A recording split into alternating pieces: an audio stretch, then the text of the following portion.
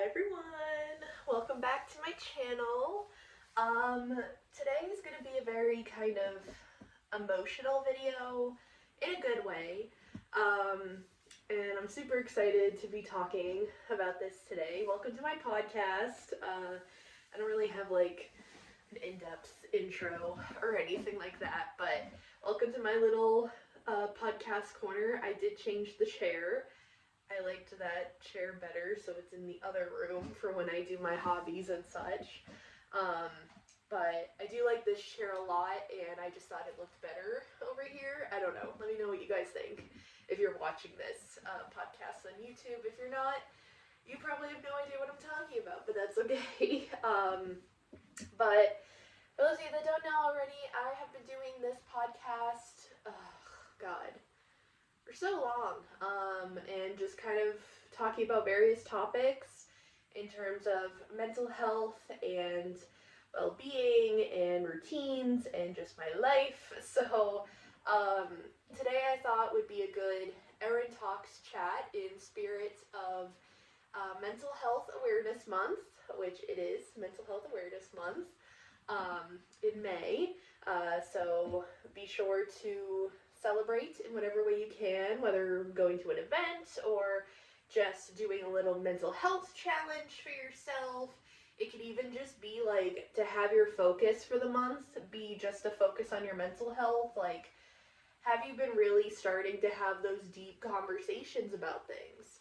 Have you been, really trying to do the mental health habits that work for you, like journaling or meditating or therapy, stuff like that? Just kind of take this month to kind of check in with yourself.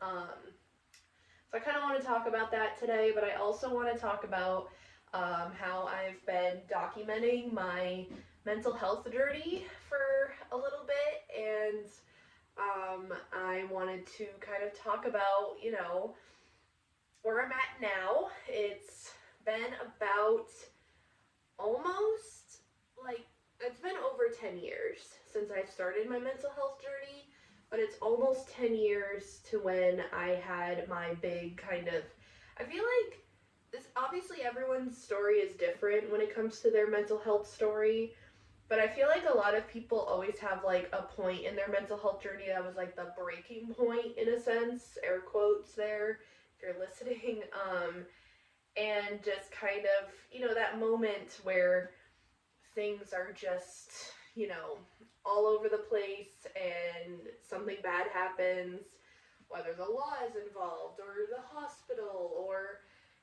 some troubling things happening. And for me, my big breaking point of, Erin needs some serious help, and, kind of like a cry for help almost, where you do something that you really regret doing, but you did it anyways.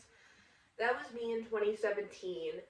And now it's been almost 10 years since that happened, which is so crazy for me to think about, of how long it's been since then and what I've done to improve my life in a lot of different ways. And I don't know, I'm just really, really proud of myself. And I also wanted to give like a mental health update of where I'm at. So without further ado, let's just get into all the topics and the talking, because I could talk about this for hours and hours and hours, and, I want to make sure that this podcast isn't hours and hours, but this is just going to be a little, conversation with each other. So let's get into it. So if you want to catch up on my mental health journey, feel free to watch on my channel. They're all in this Erin Talks playlist, the podcast playlist, so you could definitely check that out. But the big thing that I think has really improved, so I'm going to talk about mostly my improvements. There are still some things that I still struggle with, but let's start off with those first. The things that I am struggling with. Change. I am very much struggling with change right now. And it's all good change. It's not like super bad change. I mean, this whole entire year has been just about like change for me, or just like new things popping up that I never thought I'd have to deal with. I literally started this year off with having a lump in my boob, thinking that I was going to have cancer or something, but I knew it wasn't that drastic, and I just wanted to check it out. And I ended up having my first surgery, biopsy as they call it. For me, that's a surgery, so I'm going to count that as such because it felt like it. And yeah, so that was crazy to start off the new year. That was a process, about a month and a half process, until I was finally able to see somebody about it and get the help that I needed. And long story short, it is just nothing. It's just a thing floating in there, and there's nothing I can really do about it. But they did put something in there so then they can track it for my future mammograms, because I did have my first mammogram done during this whole process, even though I am young. I'm only 28, and you're really supposed to be starting that not until you're like 30. So I kind of had a little preview of that, and oh my god, I am not looking forward to those days. I know it's necessary for women's health, but it's not fun. It's not fun. It's kind of like going to the gynecologist to get a pap smear done. It's not fun. But it's something that needs to be done, and if I have to do it, I'm going to do it. But yeah, so that was an experience to do a couple mammograms, actually, I had to do for this biopsy. And then on top of that, I didn't even really share this on my channel, to be honest, because I was a little embarrassed about it, but honestly, adult women nowadays, and even men, go through this. I had to experience my first hemorrhoid. I was so scared of what that was about, and I was like, what the heck? So a lot of my start of literally the first quarter of 2026 was literally me finding and discovering new things about my health. At the end of 2025, like September of 2025, that was kind of like the start of me learning more about my body and learning more of like, okay, so I not only have autism and some mental health things, but I also have a thing called syncope. That was something I kind of already talked about in previous episodes, I think. Where basically, if I just diddy-daddle for too long, like in a store or whatever, especially in hot weather, or just like, standing for long periods of time, stuff like that, it actually can cause me to pass out. And I experienced that firsthand when I was at a fair last September, and basically I just kind of, the heat on top of, well, there was a lot of different factors with it. There was the heat in September, which was rare to have some heat in September, but, sometimes that happens. 2, I was high, which honestly, I'm usually high when I go to events like that, but I think that did kind of play a factor in it. 3, I went on these, really, spinny rides, which I used to be able to handle, but now I know I cannot handle. So there was that. And 4, I wasn't hydrating enough. So that's something I've really taken into consideration in my day-to-day life, is keeping myself hydrated, because it's also really good for my mental fog. I noticed that instead of having a afternoon coffee or whatever, just having like a big glass of water to just drink has actually been really helpful for my energy levels. So, and overall has been really clearing up my skin too. So I know people always say, oh, drinking water. It is really important, especially for someone like me that has dealt with, fainting and stuff. So, so yeah, as I was saying with like change and everything, the effects of change has been really bothering me over the last 6 months, I would say. More than that, actually, with September, so like 8 months. Just a lot of change with my health, in that aspect. But my most recent change, which I kind of already did kind of talk about in a previous video, but this is the week, guys. This is the fucking week. I am moving out with my boyfriend part-time. So what I mean by that is I'm going to be living there for a week and then coming back here for a week. So all of my podcast episodes will be filmed here, and I'm going to try to do it more on a weekly basis. So I'm probably going to have to film another one for next week for me to upload while I'm here. And yeah, so more podcasty stuff and coloring stuff, whatever, stuff like that will be filmed here. But I also will be filming like TikToks and stuff like that over at the new apartment. So I'm super excited for that. I definitely will be doing a lot of kind of, videos about me moving and like, easy budget meals to make, stuff like that, because my boyfriend and I situation is very unique in the sense that I am on disability and run a small business. Currently looking for a remote position while he works a full-time job and is a nerd, I guess, to kind of put it lightly. He loves to play Magic the Gathering, Dungeons and Dragons, Pokemon. Video gaming is his huge hobby, so we're kind of different in that sense, but we do mesh well really together because of the fact that, I've started to get into Magic the Gathering, Pokemon, trading card games, all that kind of stuff because of him. I've always had an interest with Pokemon and stuff, but I never really had anyone to do it with, so yeah. Anywho, so in terms of just like what I'm struggling with, the number one thing is definitely change. I have never moved in my life. I've never had to deal with so many health issues in the last 8 months. And it's just a lot. And me kind of reflecting on it, it's made me kind of realize, maybe I'm just a little different when it comes to things. Like, I have to wear compression socks now for events that I have to stand for a long time. So, like, when I go to do my vendor events or craft fairs for Star Sketch, I have to wear my compression socks, which I am bringing a pair. I got a pack of 3. So I'm leaving 2 here and 1 in the apartment. And yeah, and so just change in general. Like I said, I've never moved in my life, not even as a child, not even anything. I mean, I guess I did when I was 2 years old. I moved into this house that I'm currently in, my parents' house, and I don't really remember the house from before. So to me, in my head, I've never moved in my life. I mean, maybe I did when I was a baby, but like I barely remember it. So it's like I don't really count it.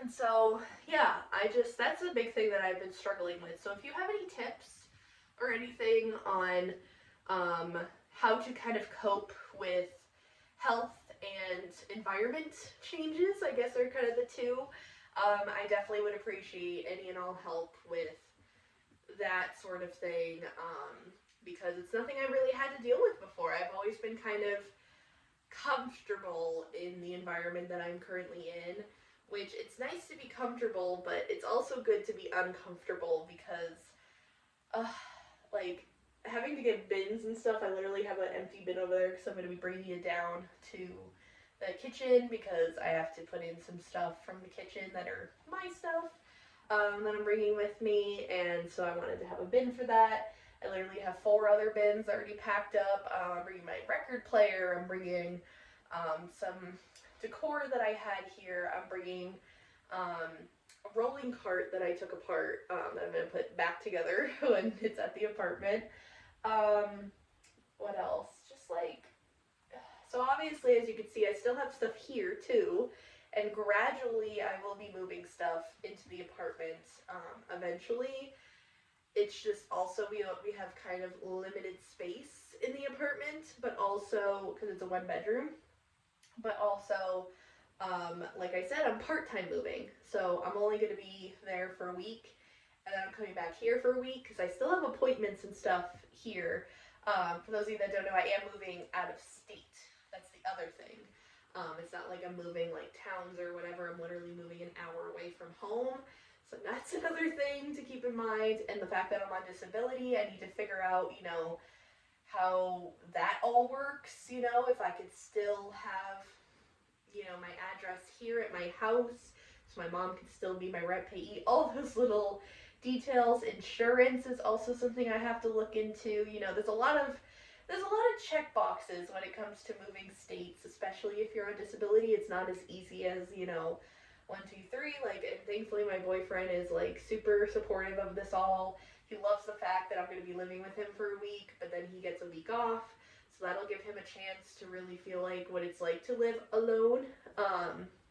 Which I feel bad leaving him like that because, you know, we kind of are there for each other, but, you know, I have stuff to do here. So it's important for me to kind of balance that out and, you know, also figure out a new doctor situation, a new dentist, a new whatever.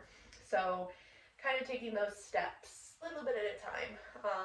But my plan or my goal, hopefully, is to move out like permanently from my parents' house by the end of this year. So it's gonna be a lot. This whole year, I feel like 2026 for me has been a year of, you know, 2026, as you know, I'm very spiritual, so in numerology, 2026 gets to be a 10, which is completion and end of a chapter. So I feel like I'm kind of like in a book right now and just kind of nearing the end of my first book, I guess, of, you know, my 20s and my childhood living in this house. And, you know, especially living on the third floor here of my house, I had a lot of mental health struggles the first time that I moved up here.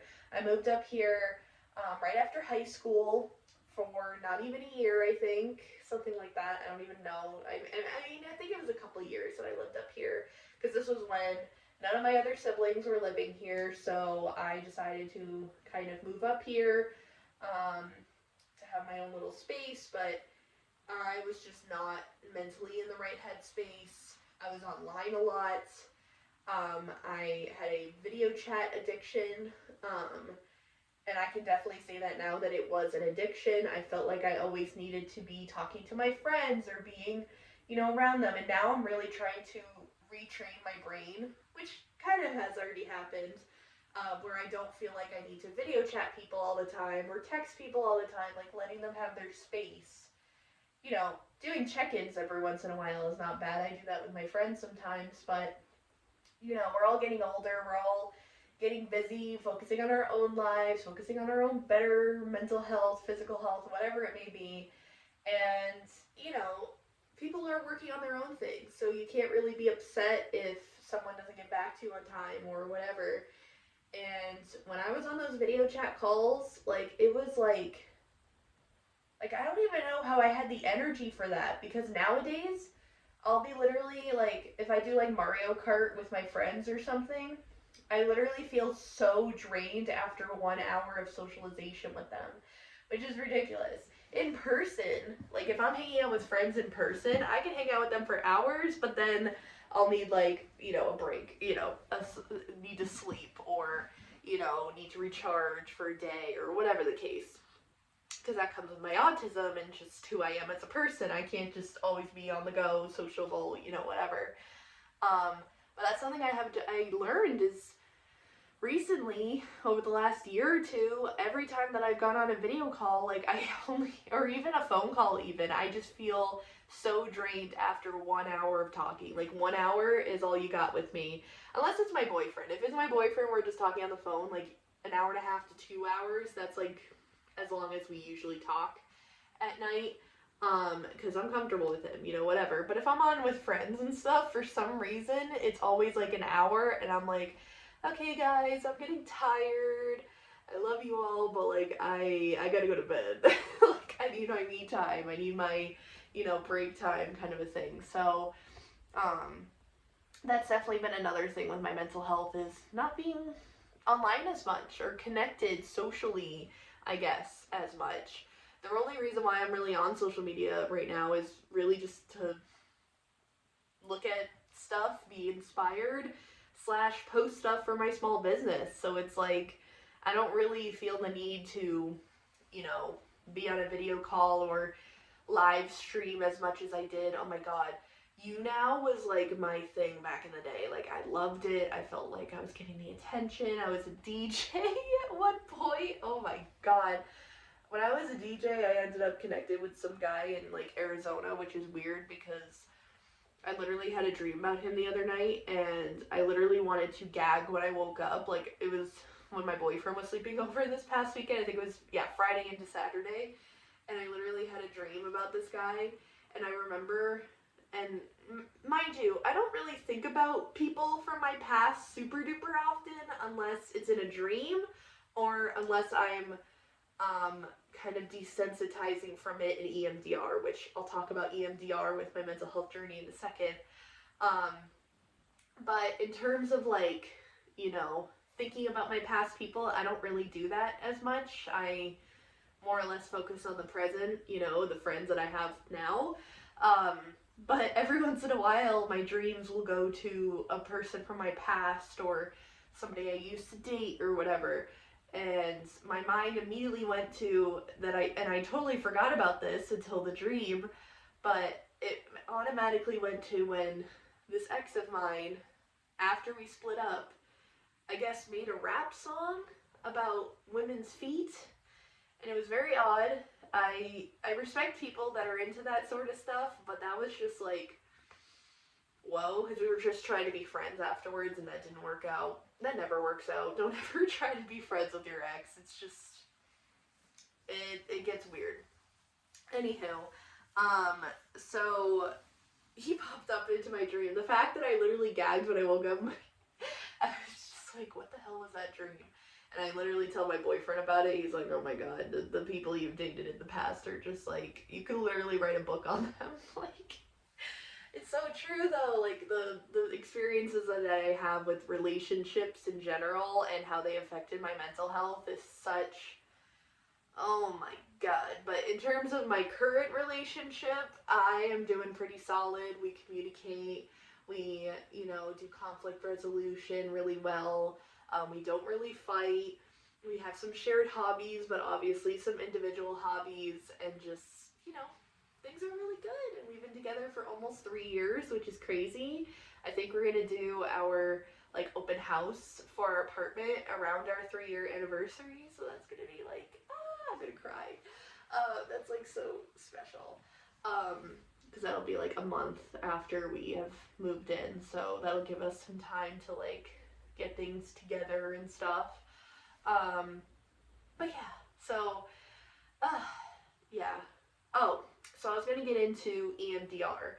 So EMDR, for those of you that don't know, is a form of therapy that is eye movement desensitization, what's the R word? Eye movement desensitization, I don't remember the R. Oh my god, it left my brain. If any of you know like the full acronym or would just want to Google it and put it in the comments, I would highly appreciate it. But I have been doing EMDR now for a year, at least a year. Yeah, almost a year and a half now. And when I tell you that EMDR has helped me so much more than CBT, cognitive behavioral therapy, which eye movement desensitization reprocessing, that's what it is. You don't have to comment it, I got it. But it just clicked into my brain. But yeah, so CBT has been really helpful. It was helpful, I will say, during like the first few years of my mental health journey, like obviously talking and all that. Dialectical behavioral therapy I've also tried. Love her. I used to have like a DBT binder that I would follow all the time, but now it's just kind of like, you know, I can always look into it and remind myself of the tools from that, etc. But another thing is just like EMDR really has helped me to kind of process those past emotions, past people, and past events that I never thought that I could before. So essentially, I'm just kind of like on a call with my EMDR therapist, and I'll tell her like, hey, I want to kind of go through this memory of, let's give an example. Like when me and my dog Henry were walking and we had a car crash happen next to us. Like it doesn't have to be negative memories either. It could even just be, you know, thinking of a person and she just asks you questions. And for memory stuff though, I literally just cross my arms like this and just kind of do this bilateral tapping as I'm closing my eyes, and it helps me to focus. And I don't fucking know how this shit works, but it does. And literally, I'm just sitting there doing my thing, and I can literally go back to that memory as I'm sitting there. It kind of feels like hypnosis in a way. I don't know how to explain it, but it literally brings me back to that exact moment. Like, for example, I'm trying to think of one that's not super, triggering or whatever, because I go through a lot of deep, I've gone through a lot of deep shit. And the fact that I'm able to go back to those memories of just like those kind of things and work on it with my therapist, it's been really helpful. And, I've really processed through things like, the anxiety I have with driving and stuff. But with driving itself, I still have some fear around it. And it's also just one of those things that's just not in my priority list either. It would be nice to get my license, but honestly, at this point in my life, I'm just kind of like, I don't really have like a dire need for it, It's not something that I'm like striving for. The thing that I'm striving for is to get a job, especially a remote position, because that would be ideal with the fact that I'm living with my boyfriend half the time and living here half the time. So yeah, just trying to figure that all out. But in the long run though, recently I believe that my mental health has been the best that it's ever been. And I will say a lot of the things that have helped have been therapy, CBT, EMDR, reviewing my DBT skills, stuff like that. Journaling. I love to journal, just like my thoughts and, my manifestations, spirituality, creativeness, even just junk journaling, some collages and stuff. It's nice to get whatever's going on up here onto paper. Another thing that's been really helpful has honestly been weed. For me, recently I've had to just completely switch to edibles because of the fact that the apartment that I'll be living at is not smoke friendly when I'm here. With my parents though, it'll be okay to just like share a joint with my parents, whatever. But for the most part, my daily consumption has been edibles. And that's been a big change too. Because I do love my bongs, I do love my pipes, I do love my, my joints and all of that. But I had to stop vaping as well. I don't know if I really talked about this. I don't think so. Another health thing that I have is GERD. So that's been something I've been dealing with for the past couple of years or few years, something like that. And one thing I've noticed recently anyways is that every time that I vape, my heartburn / GERD symptoms come up again. And I think it's because of how harsh a vape is for me.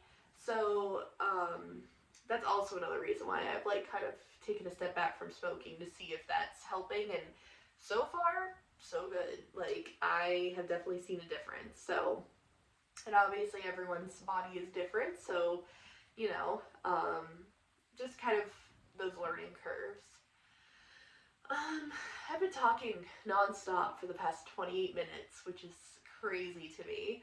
But I don't really think I have anything else to really discuss. That's kind of my mental health mental health journey update.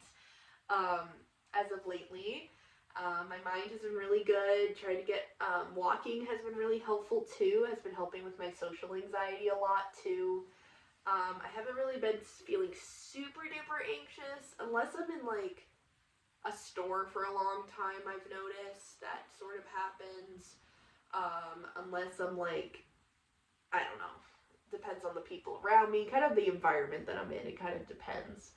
But overall, I've been doing pretty good, and I have things that I'm looking forward to, things I'm excited about, things that I, can be working on, and can now be working on with my boyfriend. We're going to be making, doing some shared goals, and, really trying to focus on more weight loss, which I've been doing in my own journey with Zepbound. But yeah, I'm just super proud of myself for how I got here, and it's just craziness that literally in just a few days, you guys will be watching this tomorrow on Tuesday. Literally in 3 days of you watching this, I will be moving into my first place with my boyfriend. And just so you guys all know, it's technically his place, so I'm super excited for him to make this big move, this big change. And I'm just kind of along for the ride in a sense, but we're both super excited for this change. And yeah, it's just, it's so, I like how I said it was going to be emotional, but I've been really kind of keeping it under control this whole entire time. I mean, it is kind of emotional with the fact that I've done a lot of work to get to the point where I'm at now. So if you're struggling out there or don't really know where to go or whatever, I hope that this kind of gave you some hope on, you know, hopefully that you will get to the place where you want to be, whether it's, you know, something similar to my story or something like that. But I just, you know, it's just surreal to me that I literally said when I was a kid that I did not want to be living with my parents past or at the age of 30, and it's starting to happen. And sometimes manifestations do come true. Sometimes they don't because they're not meant for you, but I think that this is definitely meant for me, and I love my boyfriend so much. And I'm just super excited for this next book, this next chapter of my life, to bring you guys along with me as I, you know, grow and go into this new stage of my life. You know, it's just craziness that all of this is happening at once. And, you know, I was sort of prepared, but also it's okay to not be fully prepared for everything in life. Sometimes unexpected change happens for a reason because you kind of need it, slash you've been wanting it, slash, you know, it's time. It's time for me to start this new chapter, and I'm super excited to bring you guys along with me. I will be vlogging the moving process as much as I can, aka show you guys the apartment and all of that. So that will be, so this weekend I will definitely be filming that and getting it up as soon as I can for you guys. I apologize for the lack of YouTube videos lately. I did put a video up today as I'm filming this on Monday, a YouTube short and a TikTok of my completed coloring pages for April. So if you want to see that, go check it out. Otherwise, there will be a new video next week. I just wanted to put out something, and I figured this Erin Talks episode would be perfect to start off May, with it being Mental Health Awareness Month. Trying to think if there's anything else I want to discuss, but I think I'm okay. So I hope that you guys enjoyed this video, and I will see you guys all in the next Erin Talks episode or the next video. I'm so excited to film this vlog for you guys. This is like a surreal moment. Oh my god. I just can't believe it's happening already, and I'm super excited to bring you guys along with me. So I hope that you're excited as well to see all this, to see it unfold, and it's going to be a process, but we're going to get through it, and yeah. Okay. Alright, I'm going to continue on with my day, and I will see you guys all in the moving vlog in the next video. Bye guys!